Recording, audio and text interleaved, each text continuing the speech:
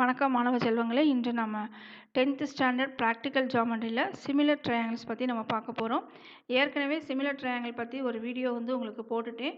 அதில் first model எப்படி வரையணும் அப்படிங்கிறதையும் நம்ம சொல்லியிருக்கோம். இன்றைக்கி நம்ம பார்க்க போகிறது ரெண்டாவது மாடல். இங்கே பாருங்கள், எக்ஸாம்பிள் 4.11 தான் நம்ம பார்க்க போகிறோம்.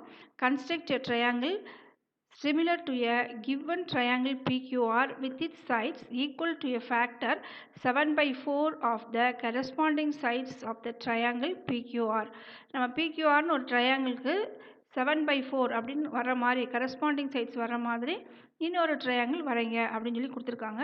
நம்ம முதல்ல பார்த்த மாடலுக்கும் இதுக்கும் என்ன வித்தியாசம் அப்படின்னா இந்த ஃபேக்டர் தான். முதல்ல கொடுத்ததில் பார்த்தீங்கன்னா நியூமரேட்டர் சின்னதாக இருக்கும், டினாமினேட்டர் பெருசாக இருக்கும். இந்த மாடலில் பாருங்கள், நியூமரேட்டர் பெருசாக இருக்குது, டினாமினேட்டர் எப்படி இருக்குதுன்னு பாருங்கள், சின்னதாக இருக்குது. இப்போ நம்ம இந்த சிமிலர் ட்ரையாங்கிளை எப்படி வரையலாம் அப்படிங்கிறத பார்ப்போம். முதல்ல நம்ம ரஃப் டயக்ராம் வரைஞ்சிடலாம். ஸ்கேல் யூஸ் பண்ணி ஒரு சின்னதாக ஒரு ட்ரையாங்கிள் வரைஞ்சிக்கோங்க. ட்ரையாங்கிளோட வெர்டிசஸை P dash Q R dash அப்படின்னு நோட் பண்ணிக்கோங்க. அப்புறம் ஸ்கேல் வச்சு குறுக்க ஒரு சின்னதாக ஒரு கோடு போட்டு PR அப்படின்னு நோட் பண்ணிக்கோங்க. இப்போ மறுபடியும் ஃபேர் டயக்ராம் வரைவோம். ஸ்கேல் யூஸ் பண்ணி ஒரு ட்ரையாங்கிள் ஒன்று வரைஞ்சிக்கோங்க.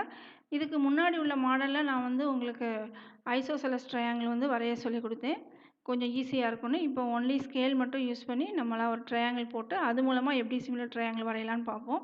இப்போ இந்த ட்ரையாங்கிளோட வெர்டிசஸை PQR அப்படின்னு எடுத்துக்குவோம். இப்போ Qலேருந்து கீழ்ப்பக்கமாக ஒரு கோடு லென்த்தியாக போடுங்க. போட்டுட்டு கேம்பஸில் 1.5 சென்டிமீட்டர் இருக்கிற மாதிரி ஆர்க்கு கட் பண்ணுங்கள். அப்போ நம்ம கொடுத்துருக்க ஃபேக்டர் பாருங்கள், என்ன இருந்துச்சு, 7/4 அப்படின்னு நம்மளுக்கு இருந்துச்சு. அப்போ அதில் பிக்கஸ்ட் நம்பர் 7ங்கிறதுனால நம்ம அங்கே எத்தனை ஆர்க்கு கட் பண்ணணும் அப்படின்னா 7 ஆர்க்கு 7 ஆர்க்ஸ் கட் பண்ணணும். எல்லாமே அதோட ரேடியஸ் எப்படி இருக்குன்னா ஈக்குவலாக 1.5 சென்டிமீட்டர் இருக்கிற மாதிரி வெட்டுங்க. அதுதான் கரெக்ட், ரொம்ப முக்கியம், அதில் கவனமாக இருங்க. இப்போ 7 ஆர்க் கட் பண்ணி முடிச்சதுக்கப்புறம் நம்மளுக்கு 7/4 அப்படிங்கிறதுனால இந்த 4ல் இருந்து இந்த ஆரை என்ன செஞ்சிடணும், கனெக்ட் பண்ணிடணும். இப்போ இன்னொரு சிமிலர் ட்ரையாங்கிள் வரைகிறதுக்காக நம்ம என்ன செய்ய போகிறோம் அப்படின்னா QPயையும் QRையும் நம்ம என்ன செய்கிறோம் அப்படின்னா எக்ஸ்டெண்ட் பண்ணுறோம். இப்போ Qவில் இருந்து Q7 வரைக்கும் இருக்கக்கூடிய டிஸ்டன்ஸை கேம்பஸில் அளந்து Qவை சென்டராக வச்சு இங்கே ஒரு கட் பண்ணணும். அதே மாதிரி மேல் பக்கமாக ஒரு ஆர்க் கட் பண்ணணும்.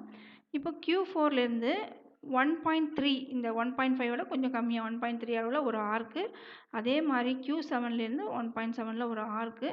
அந்த அளவு அப்படியே மாற்றாமல் ஏற்கனவே கட் பண்ண ஆர்க்கு மேலே இன்னொரு ஆர்க், அது கட் பண்ண பாயிண்ட்டை குறிச்சிக்கோங்க. இப்போ அந்த பாயிண்ட் வழியாக Q7லேருந்து இந்த ஆர்க்கை ஜாயின் பண்ணுறங்க. ஜாயின் பண்ணுற புள்ளியை R dash அப்படின்னு குறிச்சிக்கோங்க. அதே 1.3 சென்டிமீட்டரில் ஆர்லேருந்து ஒரு ஆர்க்கு, அது கட் பண்ணக்கூடிய இந்த 2 பாயிண்ட்டையும் குறிச்சிக்கோங்க. அதே மாதிரி R டேஷ்லேருந்து இன்னொரு ஆர்க்கு, அதுக்கப்புறமேல்ட்டு இந்த அளவு அப்படியே அளந்து அதில் என்ன செஞ்சுருங்க அப்படின்னாக்கா இன்னொரு ஆர்க் கட் பண்ணிடுங்க.